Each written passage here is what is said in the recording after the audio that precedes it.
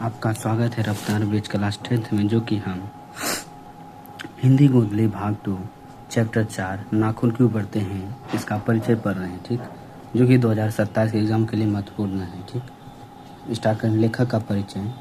पहली बात, नाखून क्यों बढ़ते हैं, ये क्या है? एक निबंध है जो कि हमारा 1 नंबर में पूछ पड़ सकता है। ठीक, रचनाकार यानी लेखक यानी हजारी प्रसाद द्विवेदी। हजारी प्रसाद द्विवेदी का जन्म 907 ईस्वी में उत्तर प्रदेश के बलिया में हुआ था। बलिया क्या है? एक जिला है। बलिया का है जिला। ठीक, मृत्यु इसका निधन कब हुआ? 1979 ईस्वी को दिल्ली में। प्रमुख रचना अशोक के फूल, विचार विवर्तक, सीरीज के फूल, एक कुत्ता, एक और एक मैना। सुर साहित्य चारों चंद्र लेख, कुटज, विचार प्रवाह, आलोक पर्व, प्राचीन भारत के कलात्मक विनोद। सुर साहित्य मध्यकालीन बोध का स्वरूप, नाथ।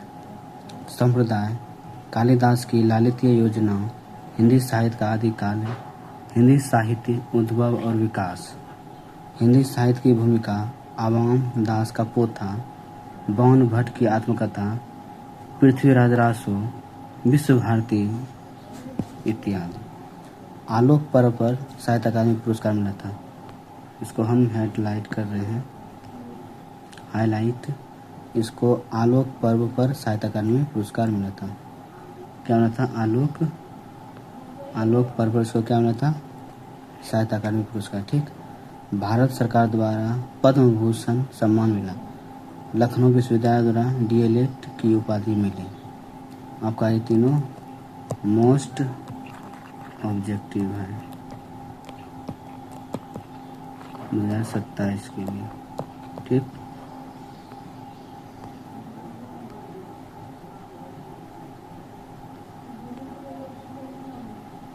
अब हम इसका निबंध यानी सारांश पढ़ने जा रहे हैं। ठीक, नाखून क्यों बढ़ते हैं निबंध के रचनाकार हजारी प्रसाद द्विवेदी है।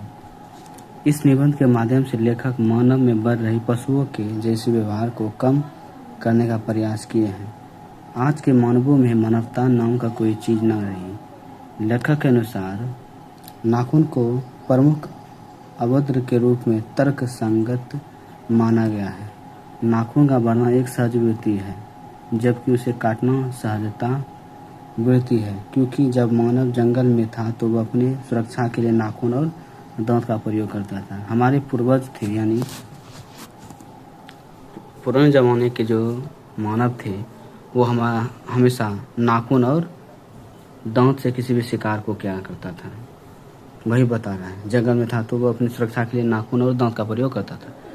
आज भी दो व्यक्तियां आपस में लड़ते हैं तो सबसे पहले नाखून का प्रयोग करते हैं। वर्तमान में मानवीय हथियार में आधुनिक रूप लिया है और बंदूक, कारतूस, तो बम के सहारे मानव अपनी रक्षा करने लगा। नाखून मनुष्य अत्याधुनिक हथियार पर भरोसा करके आगे की ओर चल पड़ा है, पर उसके नाखून अब भी बढ़ रहे हैं। बढ़ते नाखून द्वारा प्रकृति मनुष्य को याद दिलाती है कि तुम भीतर वाले असूत्र से अभी वंचित नहीं हो। तुम्हारे नाखून को भुलाया नहीं जा सकता। तुम वही प्राचीनतम नव एवं दंत पर आश्रित रहने वाले जीव हो। पशु की समानता तुम में अभी विद्यमान है, लेकिन मानवों ने नाखून को अब सौंदर्य का रूप देने लगा। इसमें नयापन लाने, इसे संवारने एवं पशु से मित्र दिखने हेतु नाखून को मनुष्य काट देता है। अब वह प्राचीनतम पशुवत मानव को भूल जाना चाहता है। यानी हमारे पूर्वज थे, यानी आदिवासी लोग पुराने जब जंगल में रहा करते तो वो अपने नाखून को बराबर रखते हैं और दांत से किसी भी शिकार पर हमला करते तो अपना नाखून और दांत से हमला क्या करता है। ठीक, वही बता रहा था कि हमारे आज से हमारा पूर्वज क्या था, एक पशु प्रति यानी जानवर ही था, लेकिन वो जानवर से कुछ ज्ञान प्राप्त करके अपना सभ्यता संस्कृति सिखा तो अपना कुछ उससे अलग होने जा रहा है। और जो नाखून था, नाखून आज भी बढ़ रहा है, लेकिन नाखून को हम काट लेते हैं जिससे हमारा नाखून का सुंदरता बढ़े। वही बता रहे हैं, सुंदरता बढ़े नाखून का। नाखून को सुंदर देखना चाहता है। लेखक अपने संस्कारों से काफ़ी खुश है, क्योंकि उनका संस्कार बुरी आदतों की ओर नहीं ले जाती है, लेकिन चारों ओर निराशा छा जाता है। जिसका कारण मानवों के द्वारा किया गया गलत व्यवहार, जैसे हिंसा, प्रेमी और नागासाकी के क्षेत्रों में बड़े बड़े परमाणु बम गिराए गए। नागासाकी में जो बम गिराया गया था हिरोशिमा का, जो कि अभिभावकों का जो भी जन्म ले रहा है तो वो हमेशा विकलांग ही जन्म हो रहा है, विकलांग, जिससे बड़ी तबाही मच गई। लेखक के अनुसार नाखून मानव के हिंसा, अंदर की पशुता तथा नफरत है जो एकता को तोड़ने का कार्य करता है। मानवों में प्रेम, प्यार, त्याग की पाठ का कोई असर नहीं पड़ा था। लेखक मनुष्य की व्यहापन की ओर इशारा करते हुए कहते हैं कि जब किसी मनुष्य पर कड़ी निगाह रखी जाती है तो वह अनुशासन में रहता है, लेकिन नज़र हटते ही गलत काम करना शुरू कर देता है। जिस प्रकार से नाखून काटने पर